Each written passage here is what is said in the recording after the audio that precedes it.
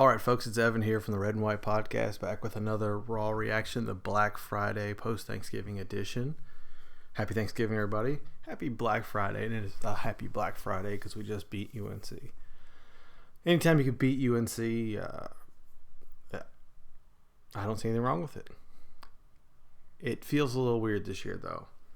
Pat came out, dominated early, which is an NC State thing to do, given the circumstances. Dominate early, come out, and then nearly let it slip away. We got some help from some, I don't know what you would call it, anti-NC State shit a couple times, but I'll take it. You know, it happens. The breaks went our way this time. I thought it was awesome. It's always nice to win, right? It's always good to win. Always good to beat UNC. I really liked how the players, and you could see, especially the North Carolina players, really took ownership of it, especially after the game. Bradley Chubb holding the hedges in his mouth, and Nyheim Hines tweeting, and everything else, right? It means a lot to those guys. I expected us to come out and play well in that game. That's just what we do. The frustrating part and the realistic part is, why can't you do that all year? It wasn't a perfect game. I don't feel like I'm asking them to play perfect every week. But they played well, and I thought it was coached well for the most part. There were still some glaring issues that we'll get to. You know, but overall, like, that's an expectation. That's an 8-win team you could see out there, right? And the fact that we have 6 wins, it doesn't really sit well with me. And I think it's still a little bittersweet for everybody because the odds of them firing Dave Doeren after beating your rival, and it started out looking pretty easy. It just gives Debbie the leeway she needs to say, hey, look, he's finishing a win, going to a bowl again. But I don't think the Wolfpack fans are satisfied with that. I don't think anybody is, I don't know, happy with it, I guess. I mean, it's a win, so you're happy about that. You're happy about beating UNC, but it doesn't mean we're keeping Dave Doeren for another year of what looks to be exactly the same. That's a little bit frustrating. And you could see the issues that everybody has with them manifest right in the end of the second half. 2.5 minutes left, driving down the field, and I don't know if you want to get conservative, but he starts playing for the field goal. Why would you play for the field goal when you have 2 kickers that can't make shit? That's the part. You manage to clock a little better. You have a couple shots in the end zone. Now, maybe you're trying to avoid the red zone interception, which has plagued McClendon and even Finley in the last few weeks. But what's the downside to that? You throw an interception with 30 seconds left? Okay. Or you kick a field goal with a 50-50 chance of making it, and that's probably being generous. And what do you know? He missed it. And then again, if you're playing for the field goal, why don't you center the ball? He missed wide left from the right hash mark. That's impressively awful. So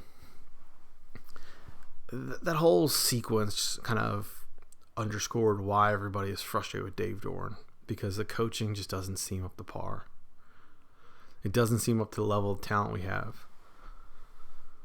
And it doesn't feel like you're getting the most out of this team. And that's disappointing. And that's frustrating. If you look at the overall upward trajectory, I don't think it's upward. I think it's staying the same. Again, he's got a chance to win over the fan base, win the bowl game, and then win the bowl game, which is going to be Shreveport, I'm pretty sure, day after Christmas. I don't know, opponent, I don't know yet. Win the bowl game, and then your season opener versus South Carolina, you win that, but look good doing it. You lose the bowl game, That doesn't sit well. And then you lose that opener. Man, next year is going to be difficult for him. It's going to be difficult for everybody to get excited about it. And I know that sounds bitter Betty or, oh, you should be happy because you beat Carolina. I'm happy we beat Carolina. I think that's great. I don't think it hides the issues. Now, you don't decide a coach's fate on one game. It just makes things easier to justify if you're Debbie Howe or if you're whatever side of the fence you're on. You win, you can say, hey, look, we won. We're doing well, right? Or you lose, you say, oh, he sucks. Let's get him out of here. But you're not deciding that on one game. You're deciding that on the entire 4 years of Dave Doeren. You're deciding that on 3-13 at home with the only wins against Syracuse and Wake Forest. It's not about the Carolina game. It's not about that one win. I think if you do, that's being short-sighted. And we've talked about it before, about having goals, and you have to have metrics in mind for what is success for your coaching staff and for anything you do. And I think this is no different. I think you have to have defined metrics. Those don't change with one win. It just makes it harder to justify. Sure, people already label us the crazy fan base. Oh, you can't fire guys 6-6, right? You can't fire Herb Sendek. He's taken to the NCAA tournament. I don't care anymore. You can label me crazy if you want to. You can label the fan base crazy. I know we have really good fans. I don't think he's the guy for the future. And right now I'm not very excited about the future. And I don't think I'm alone in that feeling. Despite the win. So it's difficult, right? It's a difficult position to be in. At least just as a fan. But I don't know. That's kind of where we are. I don't know what's going to happen. It just feels like she's going to keep him. Nothing's going to change. We still don't have a kicker next year unless they pull out another grad transfer, but that didn't work out too well for us, so I don't know what's going to happen. You feel like next year is going to be very similar. And that's not really where you want your program. I think you want a little excitement. Yeah, I mean, that's where I'm at. I think a lot of people feel the same way.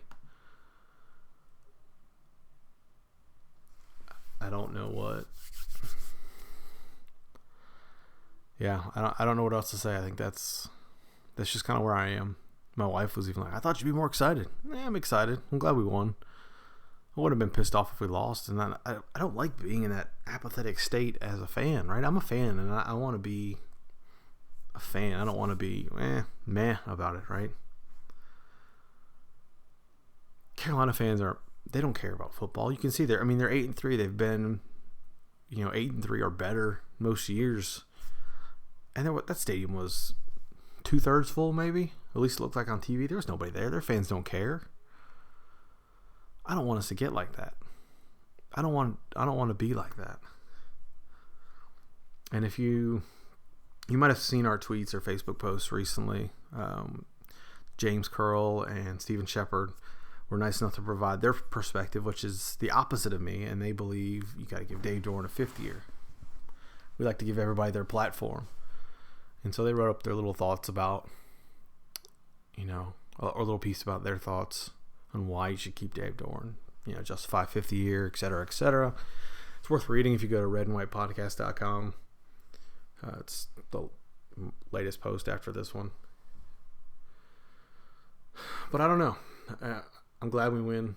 I'm glad we won, even despite playing prevent offense in the second half. No aggressive, not aggressive, not stepping on their throat, as everybody likes to say. So I don't know. Bowl game matchup could be interesting. I don't know if you fire a coach after a bowl game. I don't know what the timeline is. I know it's usually Black Monday is this coming Monday. So I'm not sure what's going to happen there. I know we've been hearing the Fedora to A&M and LSU rumors. which will be interesting to see what happens. I don't think this takes any shine off of him either. I think his outside of the ACC and outside the region perspective is still really strong. But I don't know. We'll see what happens. We'll keep you informed. We'll have a full podcast probably Monday if I can convince Dustin to keep talking about it. Maybe there'll be some news one way or the other by then. Bowl game, bowl opponent, whatever. Interesting year, as always. It's never easy being a Pack fan, but we all still do it for some reason. All right, hope everybody had a happy holiday. Enjoy your weekend, and thanks for listening. Go Pack.